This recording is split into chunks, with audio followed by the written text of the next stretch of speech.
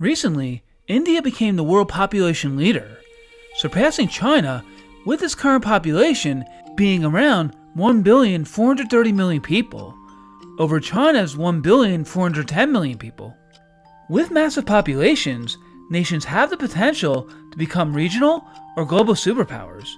Will India become a global superpower this century, or are there too many difficulties? To know more about India as a nation, let's explore its intricate history. India's history stretches back over 5,000 years, beginning with the sophisticated cities of the Indus Valley civilization, followed by the rise of Hinduism, Buddhism, and Jainism during the Vedic period. Powerful empires like the Maurya and Gupta laid the foundations for science, math, art, and philosophy, while later dynasties such as the Delhi Sultanate and the Mughals brought new architecture, culture, and religious influences. European colonial powers arrived in the 1600s, but it was the British who eventually took control, ruling India for nearly 200 years. The freedom struggle, marked by mass movements, civil disobedience, and figures like Mahatma Gandhi, led to independence in 1947 and the partition of India and Pakistan. Since then, India has become a secular democracy with a booming economy, a vibrant culture, and a unique ability to blend ancient traditions with rapid modernization. While these are positives, India has many internalized and externalized problems that hold it back from its full potential. Ones we'll discuss later. India's economy is growing every year. Its current GDP is $13.173 trillion, now ranked third in the world by purchasing power parity. But with 1.4 billion plus people, that equates to an average per capita income of $9,200 a year, lower than China's and significantly lower than developed industrialized nations. From 2021 to now, India has seen an average GDP growth of 8.27%, and this trend is projected to continue. The Human Development Index, which measures health, income, and education within the nation, is 0.685, classified as medium. However, this varies considerably from state to state, with Goa, a small Indian state with only 1.4 million people, having the highest at 0.822, while Bihar, a heavily populated agrarian state with 130 million people, has the lowest at 0.609. Health-wise, India has an average life expectancy of 68.2 years old, a lot lower than industrialized nations, and its infant mortality rate is 30.4 deaths per 1,000 live births. Credit ratings, which measure the government's ability to repay its debts, are ranked by Fitch Ratings as BBB-, low, although they say it's headed in the right direction. Poverty rates in India have improved considerably, with the current rate of multidimensionally impoverished people averaging 11.28%, with Bihar having the highest rate at 26.59% and Goa the lowest at 0.37%. Another geographical observation is that the west-southwestern coast of India tends to be the wealthiest and have the lowest poverty rates. This is due to the area having better access to ports, thus allowing industrialization to thrive there more. India already has a foundation to be a potential superpower: a large young population, a rapidly growing economy, and mass urbanization fueling economic growth. India has an average median age of 29.8 years old, younger than China's 40.2 years old, and way younger than post-industrialized nations such as Italy and Japan. A young population is one that is entering the workforce rather than leaving it. The current unemployment rate in India is 4.2%, which is impressive for such a heavily populated nation. In 2014, Make in India was launched by the government of India to encourage multinational corporations to develop, manufacture, and assemble products in India. This move has worked to an extent. Apple manufactures some of its iPhones in Tamil Nadu and Karnataka, two southwestern states, while Samsung operates one of the largest mobile factories in the world in Uttar Pradesh, a state in the north. Many of the smartphones and mobile devices manufactured in India are base or budget models of these brands, as the higher end models require more complex components and manufacturing needs. Still, these factories have brought jobs to India, allowing for economic growth. Another large segment of the Indian economy is the services sector, which accounts for over 50% of India's GDP. One of the largest parts of this is information technology. Many multinational corporations, especially American ones such as Google, IBM, Dell, HP, Amazon, and Microsoft, use Indian technology companies such as TCS and Wipro to serve clients by providing software development, customer service, cloud computing, and data analytics support.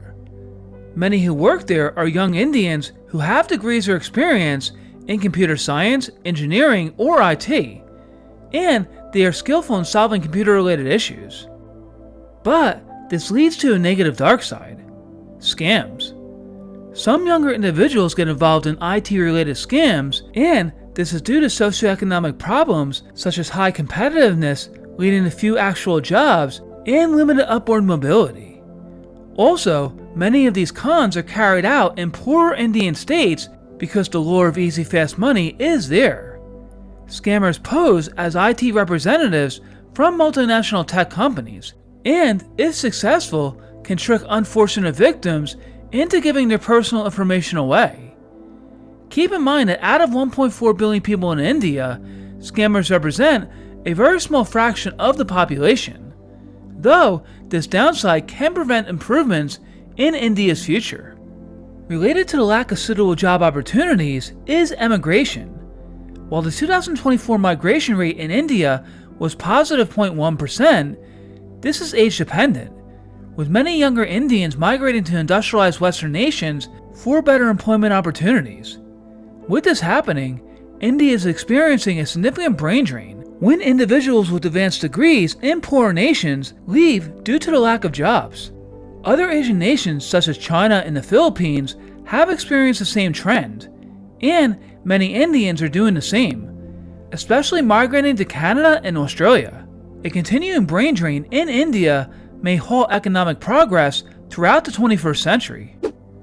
Governmentally, India is regarded as being the world's largest democracy. The first national elections occurred from October 1951 to February of 1952, and since then, the nation has had general elections and differs considerably from its more autocratic neighbors of Myanmar, Pakistan, and China, and according to the Democracy Index, ranks 7.29, classifying it as a flawed democracy.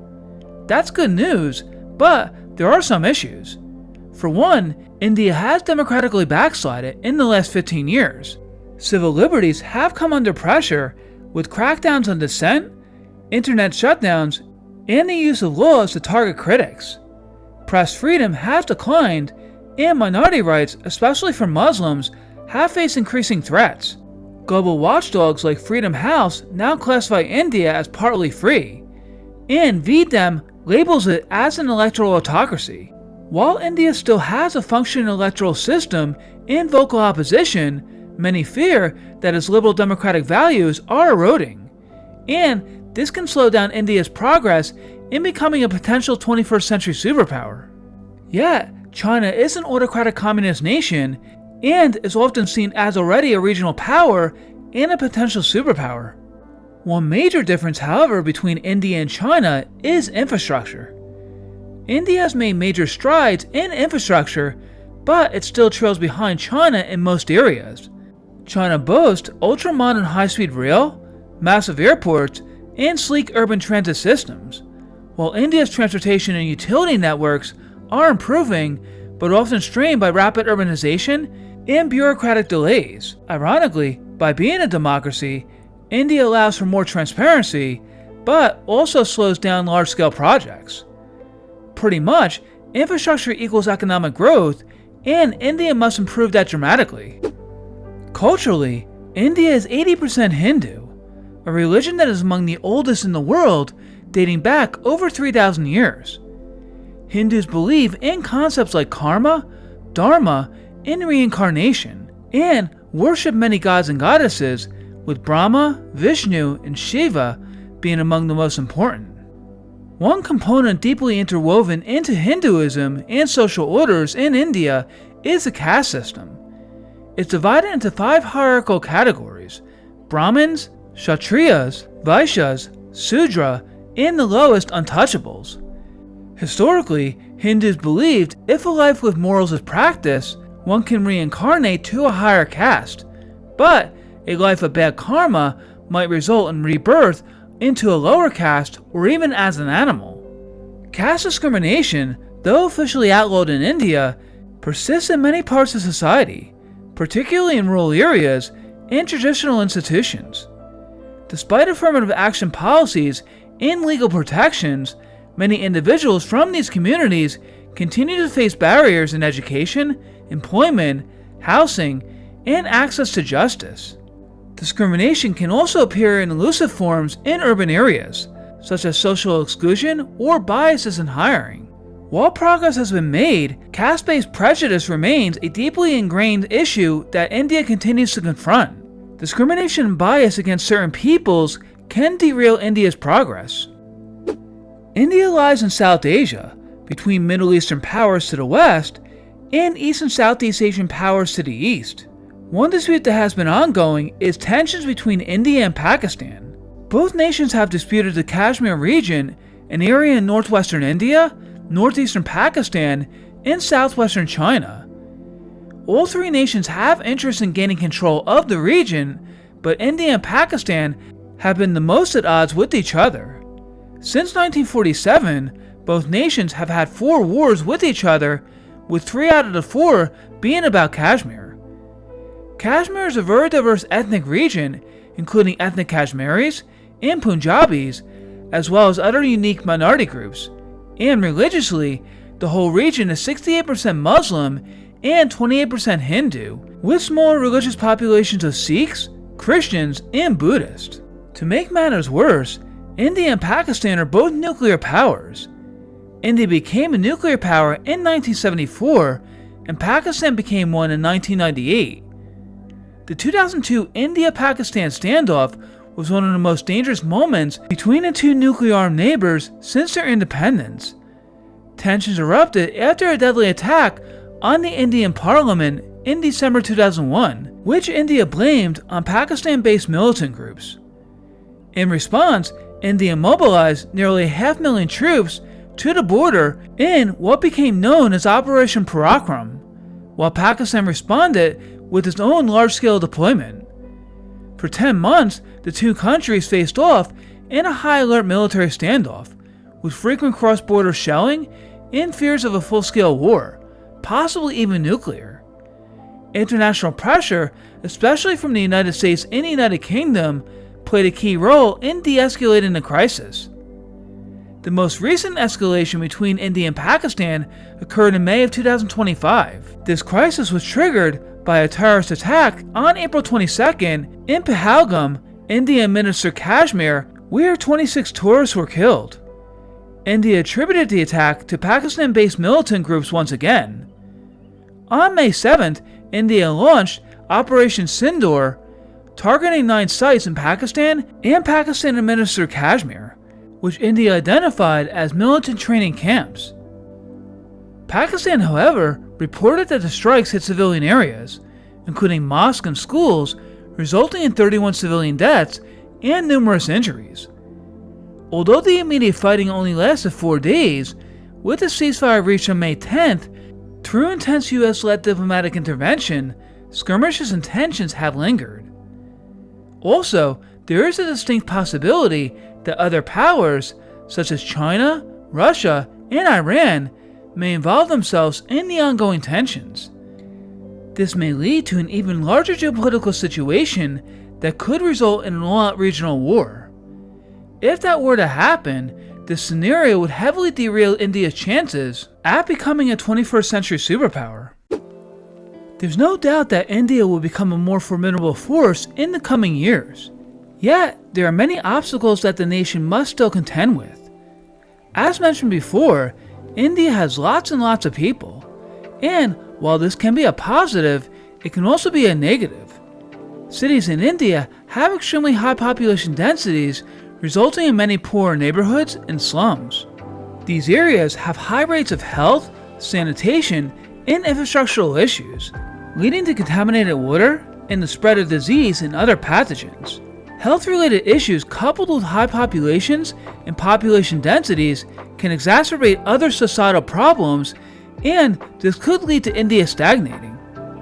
In addition, internal and external geopolitical factors, economic stagnation, and ethnic and religious discrimination can interfere with India's trek to become a global force. Do you think that India will become a global superpower this century? I'd love to hear your opinion, so please leave your feedback in the comment section below. That concludes this week's episode. Thank you so much for watching. I hope you enjoyed it, and if you like learning about the world, you found the right channel. So be sure to subscribe to my channel, Urban to Earth, to view more videos. Until next time!